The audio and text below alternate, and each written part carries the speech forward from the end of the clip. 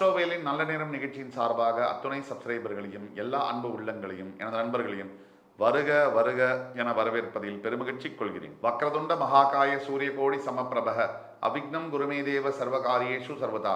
தென்னாட்டுடைய சிவனே போற்றி, என் நாட்டவர்க்கும் இறைவா போற்றி.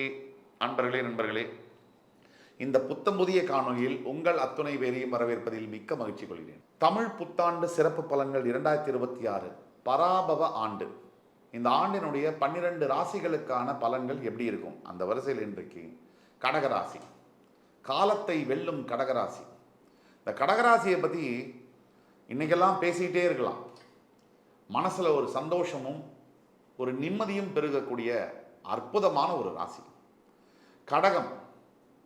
பல சிக்கல்கள், பல இன்னல்கள், கொடூரமான, நான் சொல்றதை நல்லா கவனிச்சுக்கோங்க, கொடூரமான சனி பகவானுடைய தாக்குதலுக்குள்ளாகி அஷ்டம சனியிலிருந்து வெளியே வந்து அப்படியே தன்னுடைய வாழ்க்கையை மாற்றிக்கொண்டு இப்போ ஜெயிச்சு கொண்டிருக்கக்கூடிய, இந்த வெற்றியை ஆரம்பிச்சிருக்கக்கூடிய கடகராசி அன்பர்கள். இந்த கடகராசியை பற்றி பேசும்போதே உடம்பெல்லாம் செலுக்குது. காரணம், இன்றைக்கு தமிழக வெற்றி கழகத்தினுடைய தலைவர் நடிகர் விஜய் கடகராசி. எப்படி அமையுது பாருங்க. அஷ்டமசனை முடியுது, தேர்தலில் போட்டியிடுறாரு, அவருக்கு மக்களுடைய செல்வாக்கும் அமையுது. இந்த வருகின்ற தேர்தலில் யார் ஜெயிப்பாங்க அப்படிங்கிற ஒரு கேள்வியும் புரிஞ்சிருக்கு. இந்த கடகராசியை பற்றி பேசும்போதும் புரிஞ்சிருக்கு. அடுத்தது நான் சிம்மத்தை பற்றி பேசும்போதும் பொருந்தும், நான் வரேன். ஆனால் கடகத்தில் இருக்கக்கூடிய ரகசியங்கள், ஒரு சந்திரன் ஆட்சி பெறக்கூடிய இந்த ராசி எல்லார் சொல்றதையும் காதில் வாங்கிப்பாங்க. நான் தலைவர் விஜயும் சேர்த்து தான் சொல்கிறேன். எல்லார் சொல்றதையும் காதில் வாய்ப்பாங்க, தன்னுடைய முடிவை தான் செய்வாங்க. அது கடகம். கடகத்துக்கு இன்னொருத்தர்கிட்ட வேலை செய்யலாம் முடியவே முடியாது. 12 ராசிகளில் அதிகமாக வேலையை மாற்றி கொள்ளக்கூடிய ராசி எதுன்னா கடகம் தான். கடகம் என்பது சுத்தமாக இருக்கணும்னு நினைக்கக்கூடிய ராசி, ஹைஜீனிக்காக இருக்கணும்னு நினைக்கக்கூடிய ராசி, டிராவல் விரும்பக்கூடிய ராசி. இந்த கடகராசிக்கு 2.5 வருஷம் அது அந்த போராட்டம், கடகராசிக்கு 2.5 வருஷம் அந்த போராட்டம் மிக முக்கியமான ஒன்று. ஒட்டுமொத்த வாழ்க்கையில் கடந்த 2 வருஷம் கடகராசி பார்த்த அனுபவங்கள், பார்த்த மனிதர்கள், அதே மாதிரி அனுபவித்த விதவிதமான சந்தர்ப்பங்கள், சூழ்நிலைகள், மனதால, உடம்பால, பணத்தால மற்றும் பல விஷயங்கள்னால பாதிப்புகள், அவமானங்கள், சில விஷயங்கள் கடந்த 2 வருஷம் உங்களுடைய வாழ்க்கையில் நடந்த விஷயங்கள், பல விஷயங்களை மாற்றி அமைக்க முடியுது. ஒரு சில விஷயங்களை, நீங்கள் இழந்த விஷயங்களை இந்த பிறவியில் மாற்றி அமைக்க முடியலை அப்படிங்கிற வருத்தம், காயம், தழும்பு உங்கள் மனசில் இருக்கு. அதில் முதல் காதல். நீங்கள் காதலிச்சு அந்த பிரேக்கப், அந்த பிரிவு என்பது 1 வருஷத்துக்கு மேலே கடந்திருக்கக்கூடிய கடகராசி நண்பர்கள் பல லட்சக்கணக்கில் இருக்காங்க. அந்த பிரிவை ஏற்றுக்கொள்ள முடியாத மனோபாவத்தோட இன்னும் வாழ்ந்து கொண்டிருக்கக்கூடிய கடகராசி நண்பர்கள் இந்த வீடியோவை முழுசா பார்க்கவும். தவிர காதலுக்கு பிறகு இந்த திருமண பந்தத்தில் முறிவு ஏற்பட்ட கடகராசி நண்பர்கள் 2வது பிரிவு, திரும்பி பெற முடியாத பிரிவுகள். இந்த விவாகரத்து, நல்ல வேலை குழந்தை இல்லடா அப்படின்னு நினைக்கிற பல கடகராசி தம்பதிகளையும் தெரியும். குழந்தை பிறப்புக்கு பிறகு பிரிவு ஏற்பட்டு இதை எப்படா இதை தாக்கு பிடிக்கிறது, இதை எப்படி வாழ்றது இனிமே? இதில் பாருங்க, மனிதர்களில் வேடிக்கையான மனிதர்கள் இங்கே உண்டு. நீ என்னோட உயிர், நான் உன்னோட உயிர் அப்படின்னு சொல்லி வாழ்ந்தவர்கள் லட்சக்கணக்கில் இருப்பாங்க. அப்படி அந்த சந்தர்ப்பமும் சூழ்நிலையும் கூட, இவங்கெல்லாம் நம்மளை விட்டு பிரியவே மாட்டாங்க அப்படின்னு நினைக்கக்கூடிய சந்தர்ப்பமும் சூழ்நிலையும் கூட உண்டு. ஆனால் பெற்ற அம்மா, பெற்ற பையன் பிரிவு ஏற்படுது, அப்பா பையன் பிரிவு ஏற்படுது, காதலன் காதலி பிரிவு ஏற்படுது, கணவன் மனைவி பிரிவு ஏற்படுது, மகன் மகள் பிரிவு ஏற்படுது, நண்பர்கள் பிரிவு ஏற்படுது. இதில் நாம் புரிஞ்சிக்க வேண்டியது, இந்த மொத்த வாழ்க்கையில் பிறப்பு இறப்பு இது நடுவில் பல பேர் அந்த பஸ்ஸுக்குள்ளே ஏறுவாங்க, பல பேர் அந்த ஸ்டாப்பிங்கில் இறங்கிடுவாங்க. கடைசி வரைக்கும் பிரயாணம் பண்ணுற ஒரே ஆள் யாருன்னா நீங்கள் மட்டும்தான்.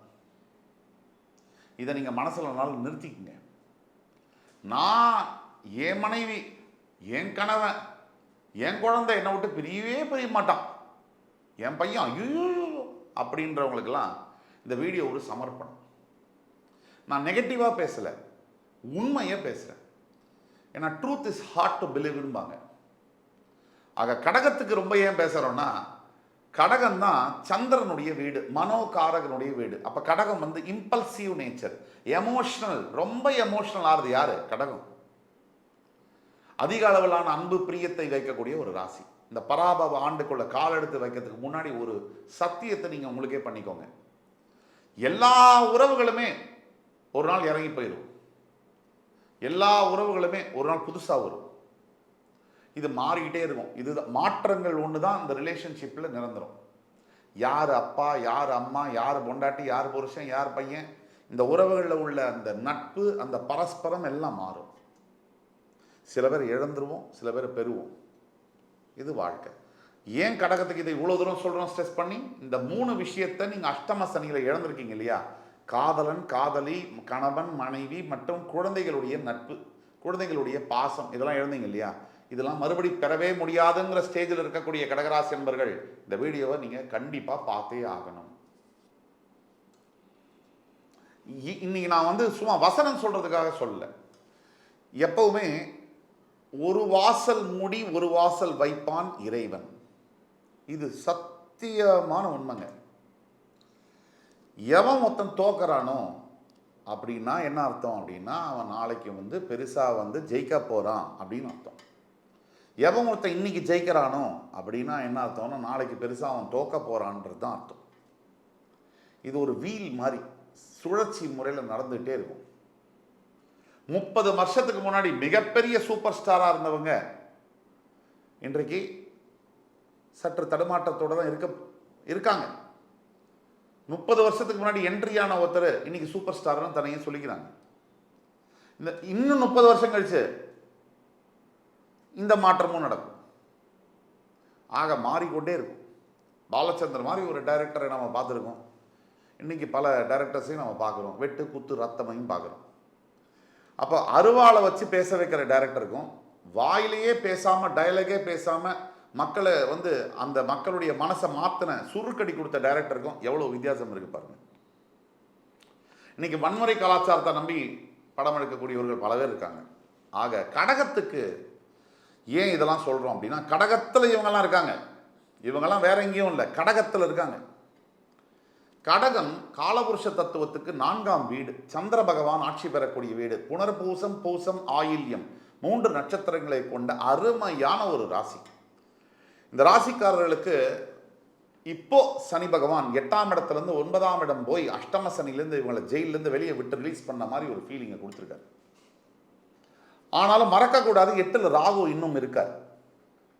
இப்போ 12ஆம் வீட்டில் இருக்கக்கூடிய குரு பகவான் ஜென்ம குருவாக மாறி ராசியில் வந்து உச்சம் பெற்று ராசியினுடைய 5, 7, 9ஆம் சிறப்பு வீடுகளை சிறப்பு பார்வையால் குளிப்பாட்டுவார். உங்களுடைய 2ஆம் வீட்டில் கேது. இந்த கிரகங்களை எடுத்து பார்த்தோம்னா ஒரு பெரிய ஆபத்து ஒன்று உங்களை விட்டு விலகி, ஆனால் ஒரு சின்ன ஆபத்து கூடவே ஒட்டிக்கிட்டு இருக்கு ராகு. தவிர வாக்குஸ்தானம், குடும்பஸ்தானம், வாக்கு, குடும்பம், இந்த ஸ்தானம் தனஸ்தானம், இதில் கேது இருக்கார். அப்போ பேசுகிற போது கடகராசி என்பவர்கள் இந்த ஆண்டு பராபவ ஆண்டில் ஒரு வார்த்தை தான் பேசணும், 10 வார்த்தைக்கு. குடும்பத்தில் எஸ்பெஷலி ஆர்கியூமெண்ட் பண்ணக்கூடாது. பணம் வரும், ஆனால் செலவு பண்ணக்கூடாது. ஜாக்கிரதையாக இருக்கணும். உங்களை சுற்றி பருந்து கழுகுக மாதிரி சுற்றிட்டு இருக்காங்க. யாரெல்லாம் அட்வர்டைஸ்மெண்ட் கம்பெனிஸு, ஃபேஸ்புக்கை திரும்பின ஆடு, இன்ஸ்டாவை திருப்பின ஆடு, டிவியை பார்த்தா ஆடு, பேப்பரை படித்த ஆடு. எதுக்கு இந்த ஆட்ஸ் எல்லாம்? உங்கள் கல்லா பையில் இருக்கிற காசை அப்படியே களவாடுறதுக்கு தான். அதை சொல்லி இதை சொல்லி இதை வாங்கணும், உங்களை நம்ப வைப்பாங்க. நீங்கள் இந்த ப்ராடக்ட் இல்லாமல் வாழவே முடியாதுன்னு உங்களை நம்ப வைப்பாங்க. அதுதான் இன்னைக்குள்ள விளம்பர உலகம். மீடியாலாம் விலை போய் 500 வருஷம் ஆயிடுச்சு. நம்ம மீடியாவெல்லாம் நம்புறதுக்கெல்லாம் ஒன்றுமே இல்லை இனிமேல் மீடியாவில். எதை பேச சொல்கிறாங்களோ, எதை செய்தியாக போட சொல்கிறாங்களோ, எதை பார்க்க சொல்கிறாங்களோ அதுதான் மீடியா போடுறாங்க.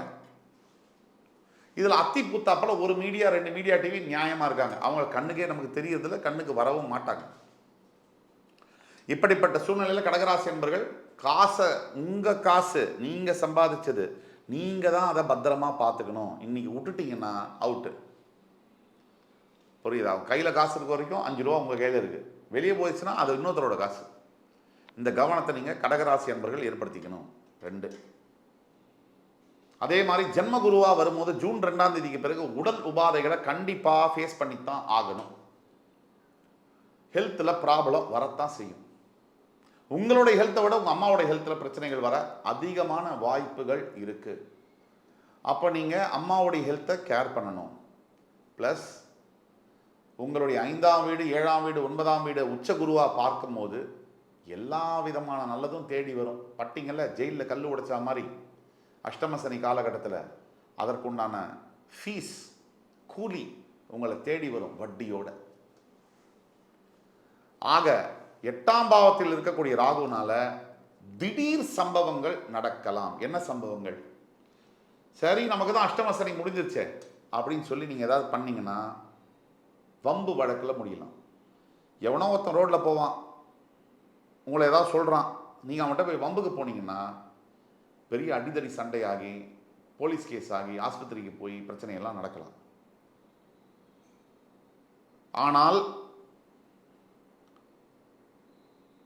ஆனால் உங்களுடைய 9ஆம் வீட்டில் இருக்கக்கூடிய சனியினால் உங்களுக்கு நல்லது தான் நடக்கும்.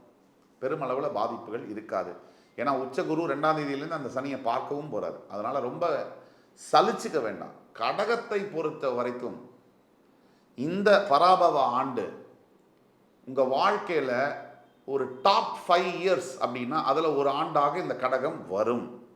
ப்ரொவைடட் ராகு பகவானை மனசில் வச்சுட்டு ஒவ்வொரு சனிக்கிழமை தோறும் இந்த பாம்பு புத்து இருந்துச்சுனால் பால் ஊற்றலாம். இந்த சிட்டியில் பாம்பு எங்கே? நம்மளே பாம்பாக தானே இருக்கும்.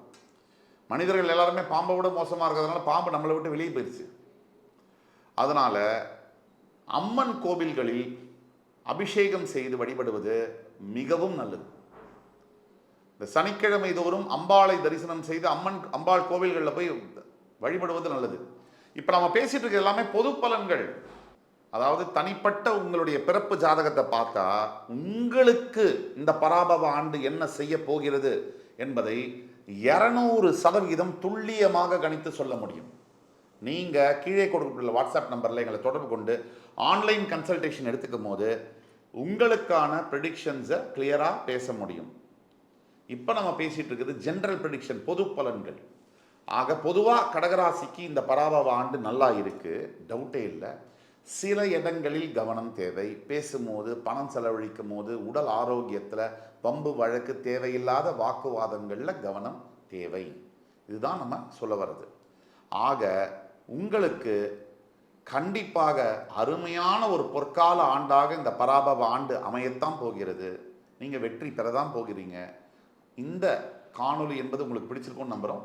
அடுத்து வரும் காணொளியில் வேறொரு சந்தர்ப்பத்தில் என் அன்பிற்கினிய கடகராசி என்பவர்களை மறுபடி சந்திக்கும் வரை உங்களிடமிருந்து விடைபெறுவது உங்கள் சுபாஷ் பாலகிருஷ்ணன். நன்றி, வணக்கம், வாழ்க வளமுடன்.